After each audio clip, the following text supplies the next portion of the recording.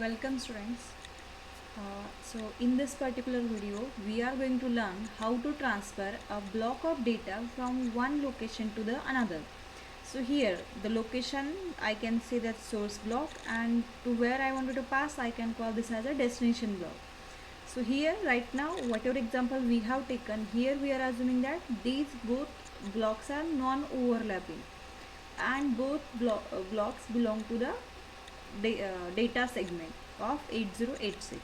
So here we are using TASM software in order to write a program in assembly language programming. So here TASM 1.4 is used. So here commands, as soon as we open the TASM software, here we can see the commands and actions. If I am using edit command, this will make me open some editor where we can write our program or edit our program. TASM command is used in order to compile the program. Here whenever we are writing the program, as this is assembly language, we are writing this program by using .asm extension, and in order to convert this .asm to the .obj, we are using a TASM command. TASM, this assembler converts my .asm file into .obj file, and after converting to .obj file, then t-link command we can use in order to link the libraries. And last one is a td, where we are going for the single step execution or debugging of the program, step by step execution. So let us see what before starting with the program, let us understand what is a meaning of block transfer. So whenever we are dealing with, in case of 8086 microprocessor, block, it means that this is a sequence of memory locations where we are storing data in bytes, in words, or etc. So here whatever block we are using, block refers to a contiguous locations of memory. Any number of memory locations can be there. 8086 is having general purpose registers also, but these registers are insufficient to hold the large amount of data. If consider we wanted to deal with 20 byte, 30 byte or 50 bytes of data, in that case we cannot use all these registers to hold this data. So here we always go for the memory locations where we store this data in contiguous set of memory locations. And if we wanted to transfer this data from one location, where I can call this as from one block to the another block. So here the first location I will call as a source block, and to the where I wanted to pass, that I call with a destination block.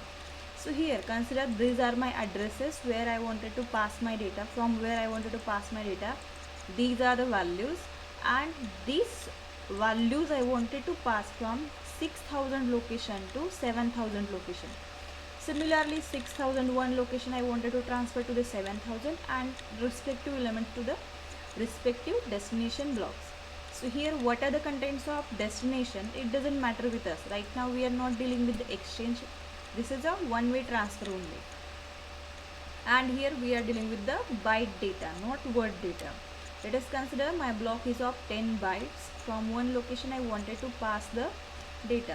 If consider I wanted to pass this data, so here the instructions I will use this is, so here in order to read the data from 6000 memory locations, so I will use command move 6000, that is I will read this data into some register. Let us take AEH register, and I wanted to take memory location as 6000. So this 6000 I will read as this, and later on I will pass this data to the 7000 memory location, 7000 to the AH. So here in this way we have read one memory location contents, and this memory location we have read into register.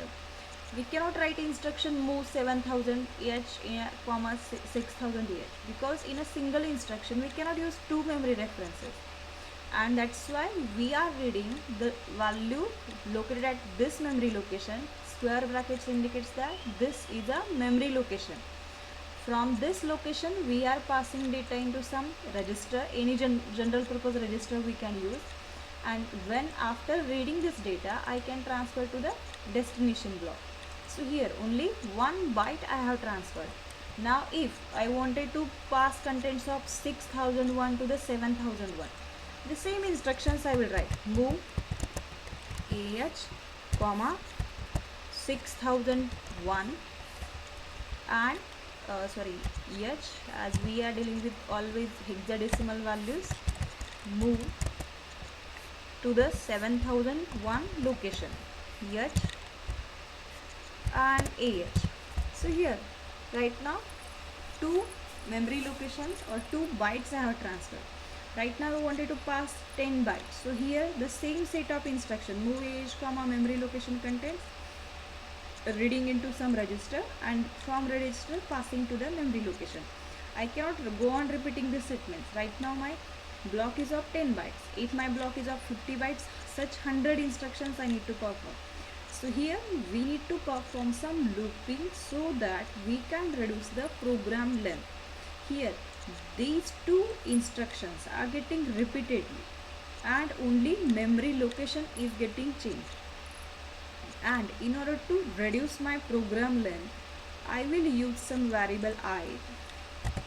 Let us consider some variable I, or let us consider variable A, which will be having value like 6000 th, and another variable B I will use, which will be having value like 7000 th, and these variables I will use here.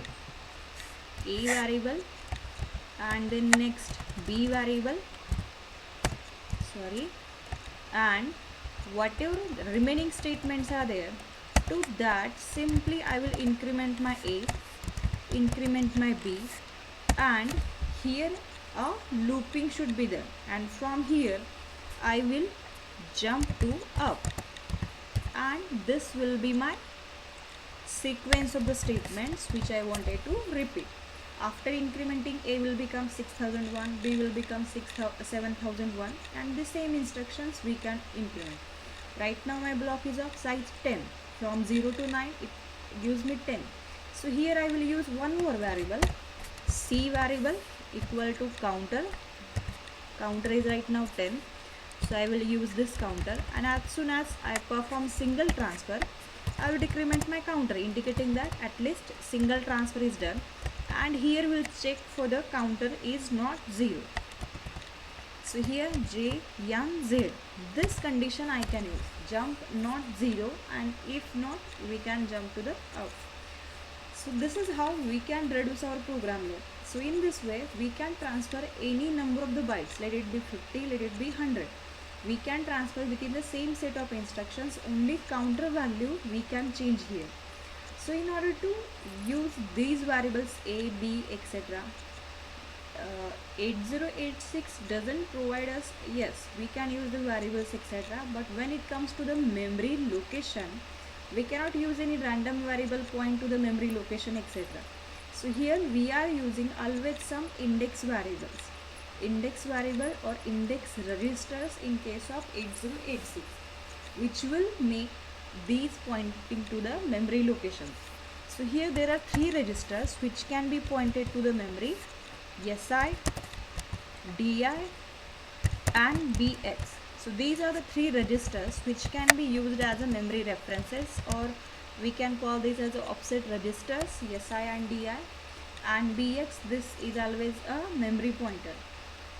DI is used for the extra segment, SI and BX we can use with the data segment. Again there are offset registers for the other segments also. Let us take these these 3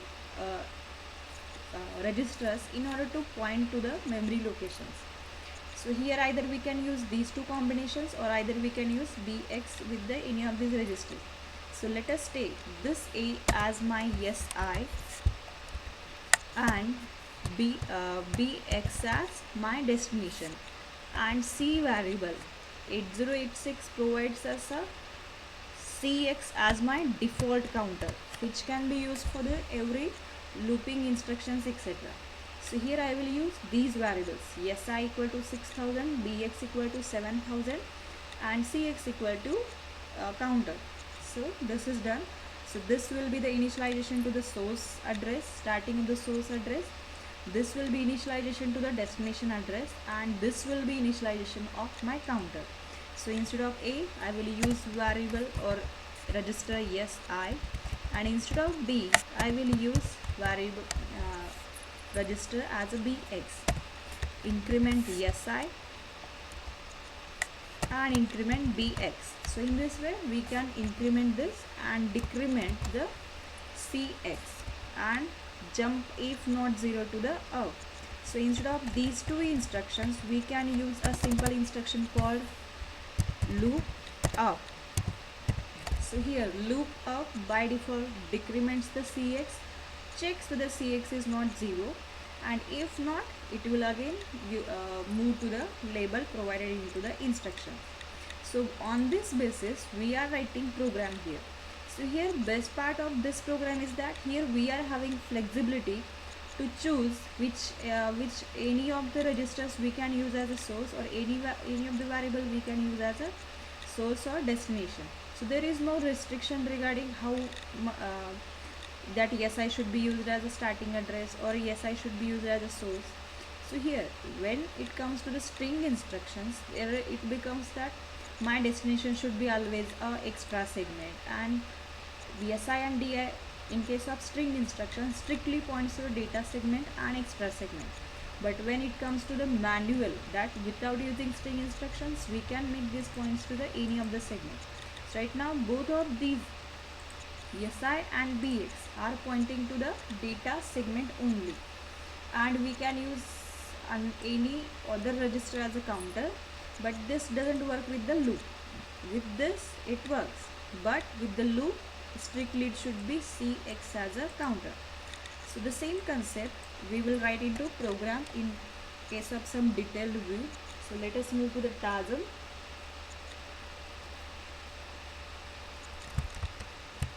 So this is my 8086 TASM. So here, in order to reduce the programming video length, I have already written a program. Hope this is same as our explanation. Yes, block transfer without using string instructions, and data block is not defined. So here whatever our data element, just like here in case of this, I'm having 1 1 2 2 3 3 4 4 or up to 0 a etc. This data values are not defined here. That's why data block is not fixed. Here if you do not want to work on the same type of data, we can ignore this.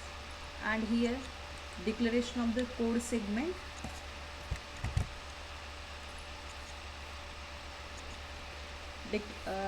Starting the code segment,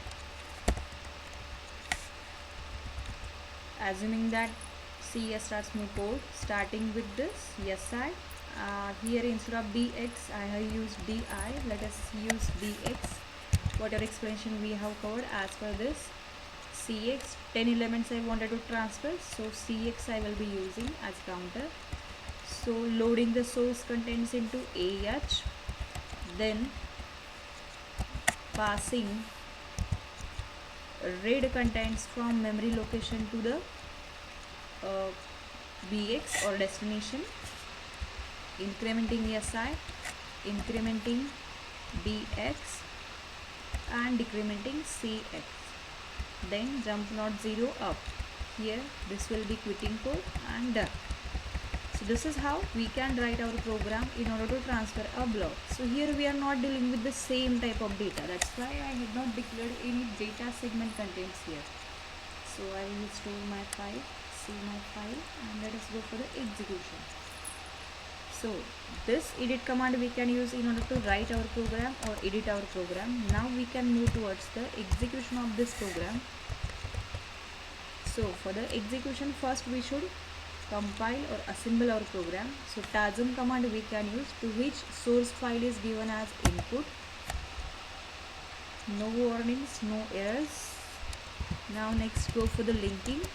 For the T-link we are giving the compilation output. That compilation output will be .obj file of the same name. So this linking will be done. Now let us go for the execution. td blk1. So here we need not to provide any extension for the execution. So let us start with the execution. So before starting with the execution, we need to pass some desired contents of a program.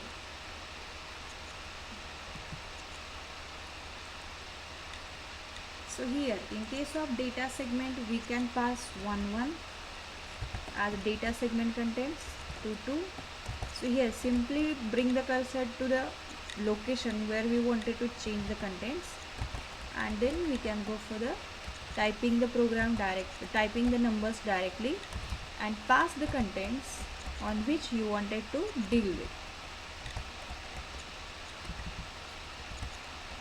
I need to change the 10 memory location contents.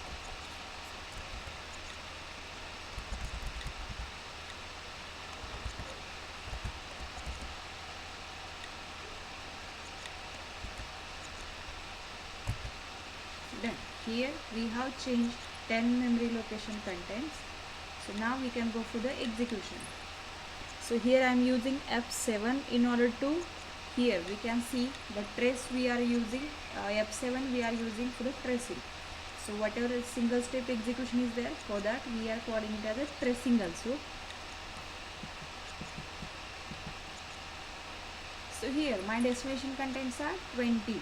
Dx is pointing to the 20 content. So let us see whether our content. So here this is my destination block, that data segment 00. Here I should get 1 1 2 2 3 3 4 4 etc.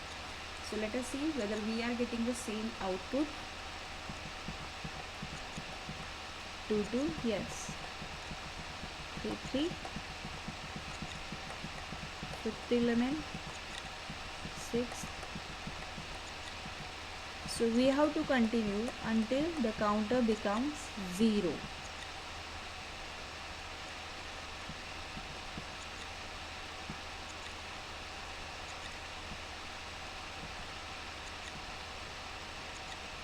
So AA is also transferred. So here we can say that our complete block has been transferred within the same. Here the destination block is into the data segment only, and here we can choose any random locations to transfer block from one memory location from any location from data segment to the extra segment.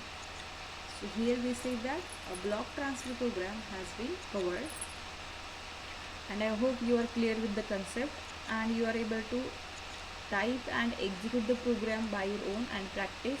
So try to take any random elements and perform this activity. So here I say that the program execution for the block transfer has been completed, and if you are having any queries, you can ask me or you can communicate with me regarding this. Thank you for listening to this video.